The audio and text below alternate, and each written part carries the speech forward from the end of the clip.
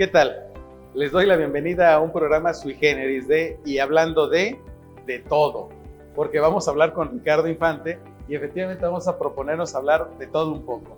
Y uno de los temas que hemos de alguna manera desarrollado a lo largo de estos años es un tema que tiene que ver con las influencias que transforman nuestro entorno, que transforman las comunidades y por supuesto que transforman la vida política, económica, y que las repercusiones las vemos todos los días. Y lo vamos a enfocar al caso del estado de Guerrero, porque seguramente si hubiera un viajero en el tiempo que hubiera llegado allá por, ¿qué será?, 1500, y hubiera recorrido este territorio y regresara después, no solamente encontraría el cambio que nosotros vemos como tradicional, ¿no?, que las ciudades crecen, donde no había un asentamiento ya hay, sino que encontraría cosas totalmente distintas. Pondríamos un ejemplo, la vegetación. La flora y la fauna ha cambiado precisamente por estas influencias. Recordemos que Guerrero, en aquellos años del siglo XVI, pues tuvo, digamos, un momento muy especial a partir de que la famosa nao de China o nao de Manila o nao de Filipinas empieza a hacer un intercambio de todo tipo, no solo comercial, con Asia, pero que adicionalmente a ese intercambio comercial va a traer también nueva vegetación, nueva flora, va a traer nuevos vestidos, nuevos alimentos, nuevos instrumentos de trabajo y por supuesto la carga genética de quienes vienen de esas zonas asiáticas y se establecen en el territorio suriano de esta Nueva España y después los que de aquí se van y llegan por supuesto a Asia. Y dentro de ese intercambio cultural pues obviamente también van a traer una lengua y esa lengua pues va a servir para nombrar cosas en este territorio y que hoy día es fácil de advertir. Cuando nosotros vemos, por ejemplo, la influencia en el ámbito botánico, pues seguramente encontraremos, lo primero, las palmas, ¿no? Claro. Las palmas de coco que pues, no existían, llegaron precisamente en este intercambio. Encontraríamos seguramente las variedades del mango, que claro, tenemos hasta un mango Manila todavía, ¿verdad? El primero que... En este territorio que se conoce y que es uno de los principales productos que hoy se comercializan en el estado de Guerrero. Y tendríamos una variedad también, vamos a llamarle, de aportaciones gastronómicas características de la zona de la Costa Chica y Costa Grande. Cómo se cocina aquí el arroz, que viene, por supuesto, de Asia. O, pues, no vayamos tan lejos, ¿verdad? Y ahorita vamos a empezar hasta a recordar un poco la comida y empezar a salivar de alguna manera, pues cómo se va a cocinar aquí vamos a llamarle, un elemento de la fauna que no es característico de esta zona, el cerdo, que termina siendo también muy característico la forma de cocinar, especialmente en las costas. Y ahí viene entonces la influencia. ¿De dónde llega toda esta influencia, Ricardo? Tenemos que vienen malayos, filipinos, chinos. Unos chinos también, porque aunque nosotros etiquetamos como chinos a todos los asiáticos, es obvio que no había tantos chinos como pretendemos. La famosa migración china en realidad se va a dar en el siglo XIX en Estados Unidos y después va a bajar. Y también tenemos en México, especialmente en la zona de Chiapas, una migración japonesa posterior, no la que se va a dar durante este, vamos a llamarle, trasiego continental de la nao de Manila, de Filipinas o de Acapulco. ¿De dónde viene toda esa cultura y en dónde tú encontrarías esa parte como más importante y más evidente para el visitante que no es del estado de Guerrero y llega y dice, por ejemplo, encuentra una herramienta distinta a otras zonas del país? O la comida o el vestido, tú mencionabas hace un momento, fuera de cámaras, la forma de construir las viviendas. Todas esas aportaciones culturales, ¿cómo deben de verse y de alguna manera revisitarse por los guerrerenses y por los mexicanos, Ricardo? A mí lo que me molesta, bueno, para empezar, vamos a platicar chismitos. Yo no soy historiador, vamos a platicar chismitos. Chismitos más o menos basados en información de la lectura, pero nada más. Yo creo que una de las primeras cosas que teníamos que ver es que somos, así como en la historia se evita a los afrodescendientes, también se evita a todos los que vienen de Oriente. O sea, si hablamos de la China poblana, pero nunca decimos que hay gente culterana que lee, que sabe que la China poblana, en primer lugar no era filipina, al parecer era hindú. La venden como esclava y la trae el galeón de Manila y va a terminar siendo una gente muy apreciada en Puebla. Se vuelve una mujer sumamente católica, seguramente originalmente no era católica, se vuelve muy católica, y hace un vestido con muchos bordados y cosas, que se volvió el atuendo nacional, la China poblana. Hablamos de la China poblana, pero nunca decimos que la China poblana pues llegó en el galeón de Manila, que muy posiblemente no era china, sino hindú, y que había llegado ahí, pues seguramente en el intercambio de esclavos, vaya usted a saber cómo. El hecho es que tenemos una serie de cosas, por lo menos aquí en Guerrero, y a mí me gusta muchísimo, sabe muy rica, la tuba, ¿no? Los besos que tú me das tienen un sabor a tuba, ¿no? Como dice la canción, según el estribillo. ¿Cómo dice el estribillo? No, tú dijiste, los besos que tú me das tienen un sabor a tuba, tienen un sabor a tuba, los besos que tú me das, claro, los que hay al que le das a probar, toditito se ataruga. No, yo creo que está atarugo, pero bueno, ya es decirle, pues dice, hablamos, cantamos la canción de Agustín, no sabemos que la tuba es una bebida nacional en Filipinas, que ellos nos enseñaron a hacer tuba. Pero como tú decías, pero también nos enseñan a cocinar el cochino, y entonces vamos a tener los famosos bolillos de rellena. Yo veo mucha gente que se para, yo mismo, por ahí, por Estados Unidos, por Guerrero, tengo un amigo que hace relleno, y me dice, ponle más verduritas que carne, pues yo soy diabético, ¿no? Entonces, pero no fallo. Hay gente que no falla, pero si le preguntas, oiga, ¿y de dónde viene el relleno? No, pues de la costa. No, de Filipinas. Viene de Filipinas. Y luego nos dicen, oye, el agua de coco tan rica, ¿de dónde viene? De Filipinas. Primero llegaron, obviamente, a Colima. Ahí fue donde primero llegaron los filipinos, que llegaban con el galeón. Es que los contrataban, pero acuérdense ustedes que el galeón viajaba cada 6 meses. Y cosa que les estoy hablando de oído, yo no soy historiador, luego se enojan los historiadores, pero bueno, cada 6 meses viajaba, sí, luego se ponen picudos, son los amigos de Mariano, son, su amiga, tiene una amiga que se pone picuda, y hace berrinche, pero bueno, cada 6 meses viajaba el galeón. Entonces, imagínense ustedes que un montón de gente que contratan aquí en Guerrero, ahí en Acapulco, que era un poblacho, que nada más crecía cuando llegaba el galeón. Pueblo de pescadores. Un pueblo de pescadores con muy buenos jinetes, famosos a nivel continental, los jinetes mulatos de Acapulco, que hacían suertes a caballo que nadie más hacía.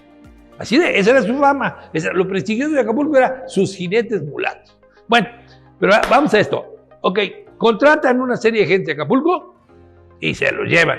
6 meses llegan, no hablan tágalo, para nada. Con trabajos hablan español, hablan un español muy de apenitas, ¿no? Que los blancos dicen que son unos chavacanos porque no saben usar bien el lenguaje. ¿Y qué creen? Que se van quedando en Filipinas, se avanceban con Filipinas, se van de Manila porque antes de que lo regresen al barco dicen, ahí nos vemos, y se van de Manila. Y le enseñan a hablar a mucha gente el español que ellos hablan. Y lo más chistoso es que el día de hoy hay estaciones de televisión en Filipinas que tienen noticieros y programas en chabacano, que es el idioma que llevaron los que se fugaron del galeón y se amancebaron. Hay provincias, pues eran albañiles, eran lo que ustedes quieran, ya no querían regresarse al galeón, ya tenían una Filipina. Las Filipinas son guapísimas. Si no me lo creen, pues vean a las mujeres de la Costa Grande, van a ver que son guapísimas, ¿no? Y entonces contrataban ¿qué? Chinos, filipinos y malayos. Malayos sobre todo porque eran muy buenos navegantes. Llegaban aquí 6 meses en un poblacho en donde no había nada. Una iglesia y unas casuchitas ahí de Majareque, todavía ni siquiera palapas porque no llegaban las palmas. Entonces, ¿qué hacen ahí? No, pues nada, buscaban, conocían a las mujeres de la costa y vámonos a la costa, sobre todo a la Costa Grande, ¿no? Y entonces nos traen su machete, machete con doble filo, así, padrísimo, o pesa mucho. Bueno, ¿cómo se llama? El bolo, ese nombre es en tágalo. Nos traen el relleno, que son las tortitas estas que andamos compra y compra en todos lados, deliciosas. Ya nosotros lo complementamos, le pusimos chilito, zanahorias con un poquito de cebolla, muy sabroso, ¿no? Y bueno, luego nos van a enseñar a hacer arroz, nos van a enseñar, ya dijimos, la tuba, nos van a enseñar a construir con palapa. Palapa es el nombre tagalo para referencia a la palmera de coco. Y como eso, nos van a traer una ropita muy bonita que pone el doctor Cifuegos, como esta, pero de blanquita, se llama Filipina. Solamente los meseros siguen diciéndole Filipina. Bueno, pues es una Filipina. Nosotros pomposamente le decimos guayabera. No sé de dónde llegó el nombre guayabera. Debe tener una historia. Pero las blanquitas se llaman Filipinas. Sobre todo las que no tienen cuello. Tenemos un montón de influencia de ellos. Un montón. Nos enseñaron muchas cosas, trajeron muchas cosas. Pero lo mejor, se mezclaron con nuestra gente y hicieron una nueva variable. Yo tengo un amigo muy querido, para mí el mejor pintor que ha nacido en Guerrero, que se llama Lionel Maciel, que si hablara tágalo o chino, todo el mundo se lo creería. Porque Lionel tiene sus ojitos rasgados y es un oriental. Claro, él es de Soledad de Maciel, en Costa Grande. Entonces, bueno, tenemos esas personas que nos llegaron, pero también las nuestras que fueron a llevar cosas allá. Ha sido un intercambio maravilloso, a grado tal que como los filipinos también estaban hartos de los españoles, sobre todo de los gachupines, es decir, los españoles que no merecen que se les diga honorablemente españoles, sino gachupines, el gachupín mala onda, que piensa que porque nació en una ciudad o un pueblo de España es más que un filipino o que un latinoamericano, ¿no? Entonces, bueno, esa era la circunstancia colonial, ¿no? Estamos hablando de hace años, hace 500 años, lo mínimo 200 años. Entonces, bueno, ¿más influencias? Por supuesto, hay muchas más, porque además no estaríamos hablando solo de las influencias asiáticas. ¿Cuántas otras influencias culturales, pero también genéticas tiene el estado de Guerrero? Pues hablábamos, por ejemplo, en alguna ocasión de Galeana, que se entiende tiene una raíz inglesa, ¿sí? O los belgas que se quedan en la zona de la sierra, tierra caliente, después de la guerra de intervención, y que también aportan culturalmente y la carga genética que caracteriza algunas regiones del estado.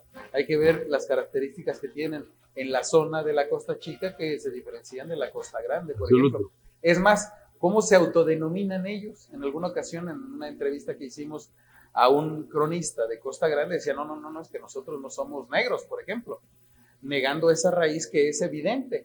¿Por qué? Porque nosotros somos morenos, nada más. Es decir, cómo se autoescriben ellos culturalmente, ¿no?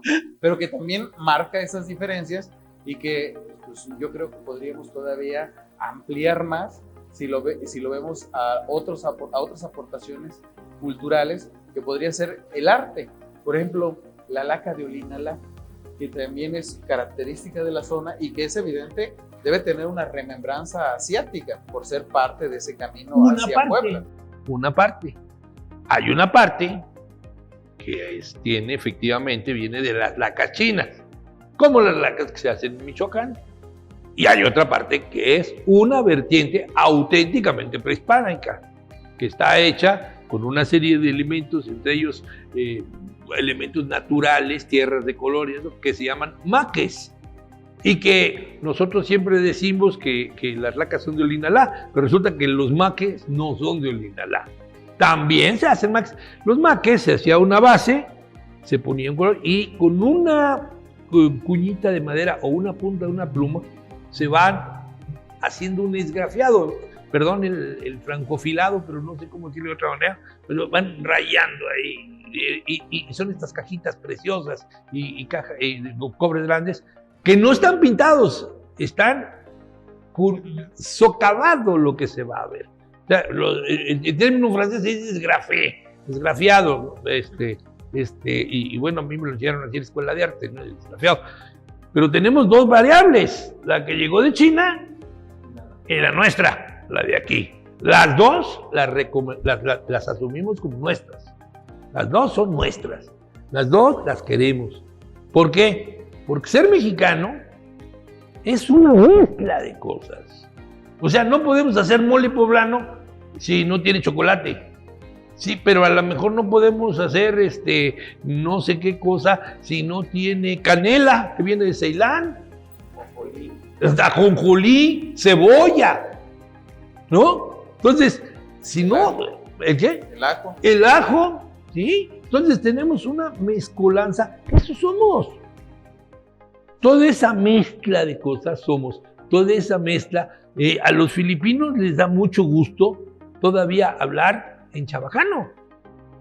Hay muchos documentales filipinos en donde hablan y hablan con mucho cariño, pero ahí les va la más bonita. Los filipinos querían que un señor que a veces algunos estúpidos menosprecian, que se llamaba Vicente Guerrero, fuera a liberarlos.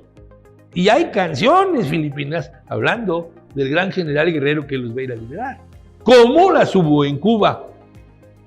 En Cuba estaban esperando que por un lado llegara Guerrero con 15,000 hombres y por otro lado el coronel Basadre con unos negros que ya se habían liberado y con unos colombianos para liberar el oriente de Cuba.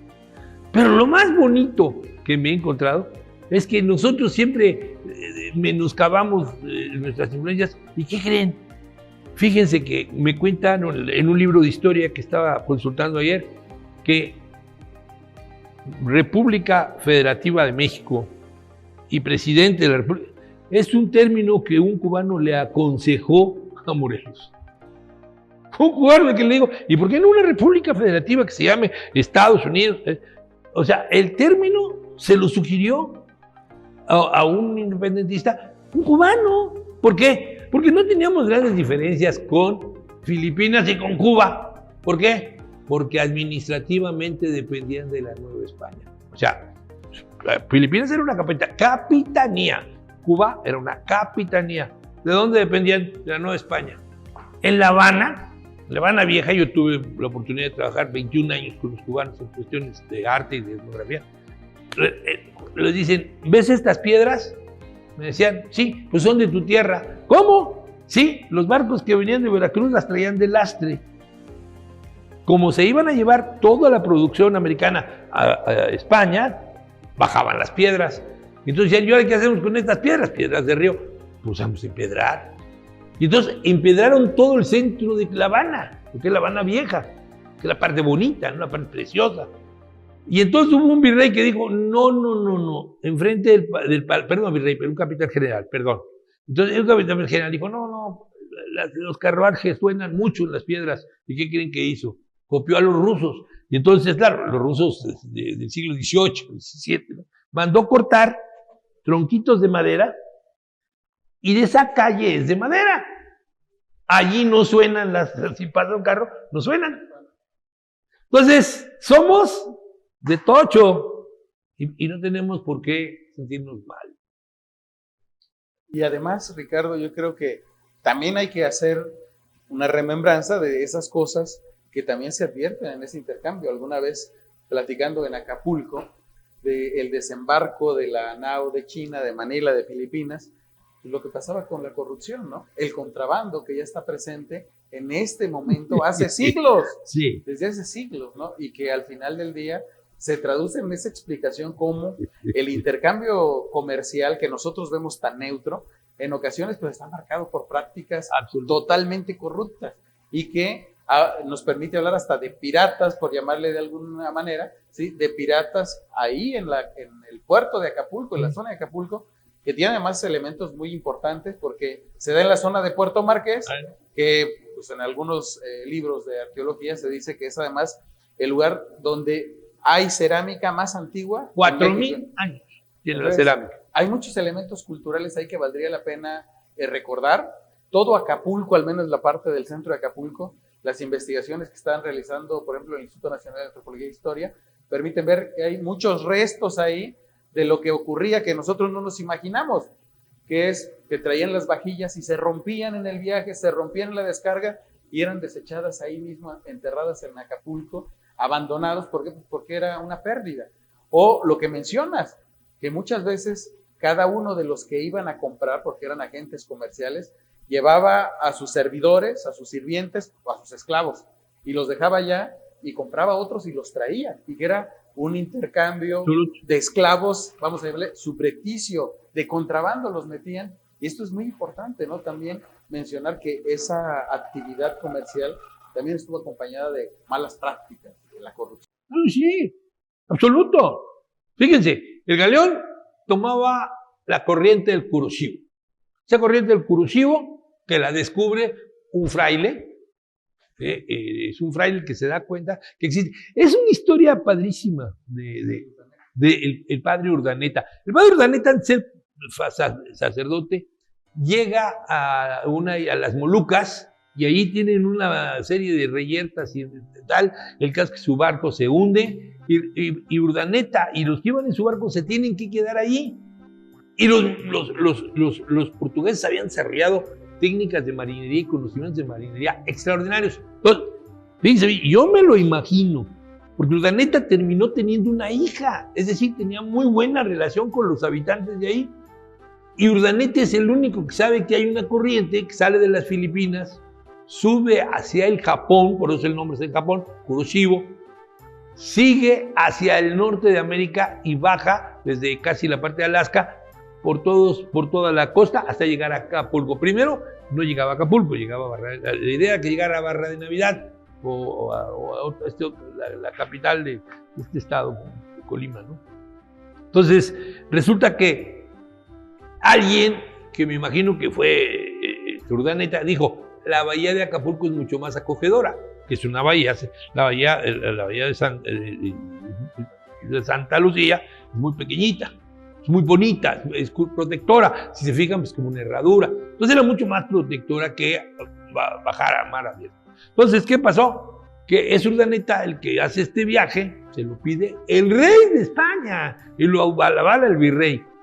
Y es él el que les dice: si subimos, no sé si 40 grados, así, encontramos una corriente que es la del Kuroshio, y esa nos regresa hasta sin velas. Bueno, así ya es cosa mía, es cierto.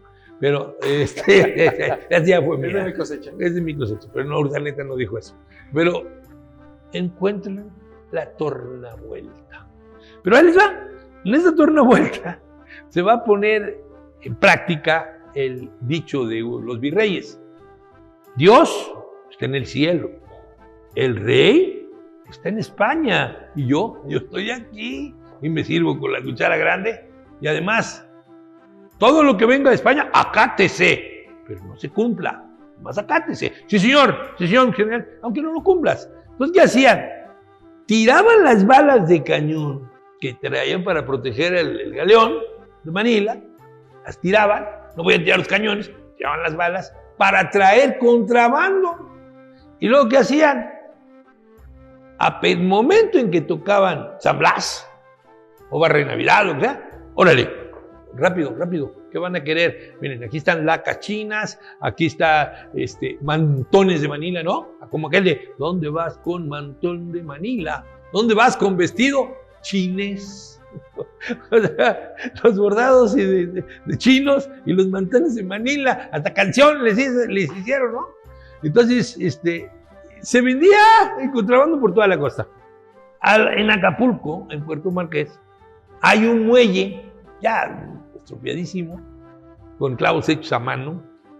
A mí tuve la suerte que una persona, cuando yo era niño, nos llevara. Lo conocí.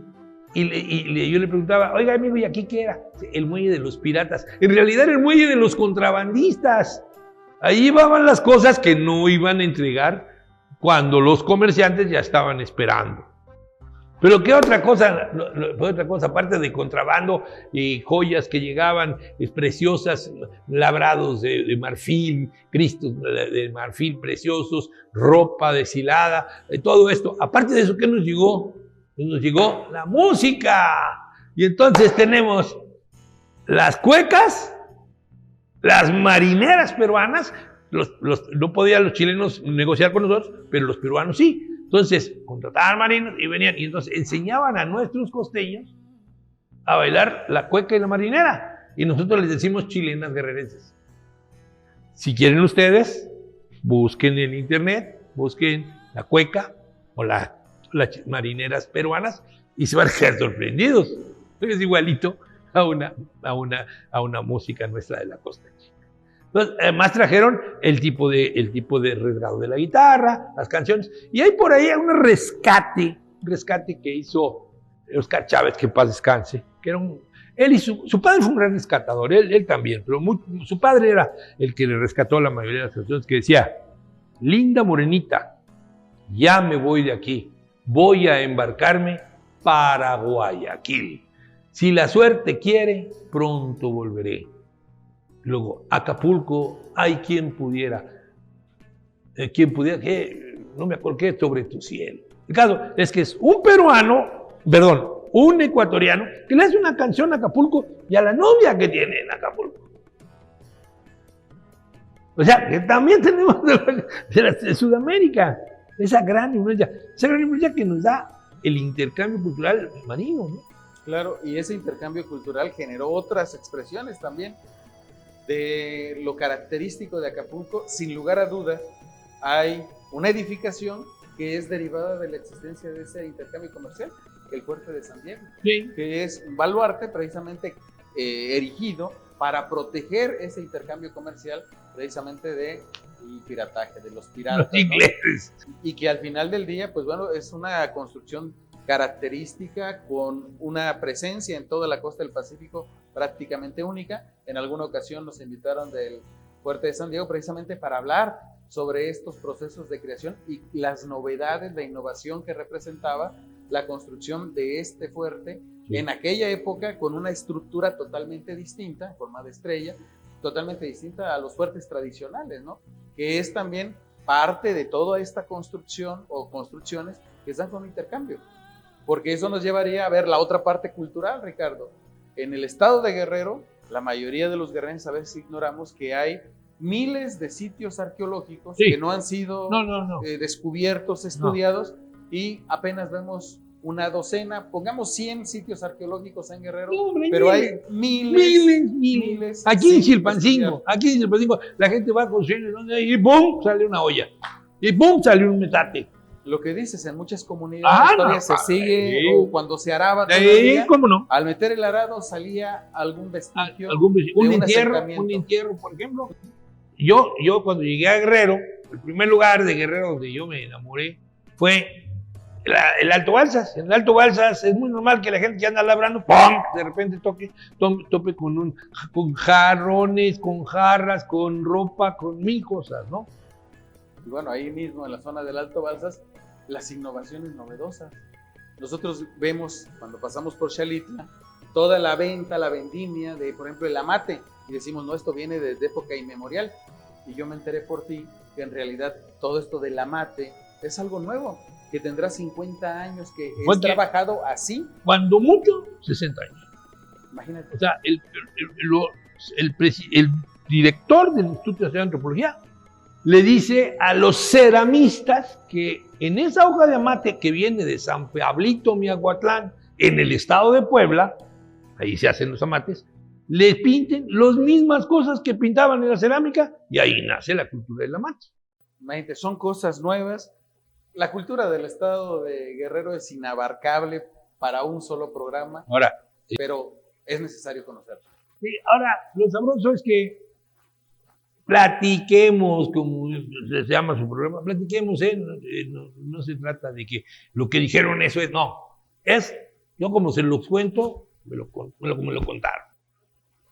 Al final del día, parte de nuestra identidad, de nuestra historia, de nuestra cultura, y que creo que como guerrerenses estamos más que obligados a conocerlo. Porque si un veracruzano se empapó de nuestra cultura, imagínense en qué situación nos pone, sí, con esta obligación que necesitamos cumplir todos los días. Les agradezco el favor de su atención. Ricardo, nuevamente, muchísimas gracias. Gracias a usted. Y nos vemos pronto. Hasta luego.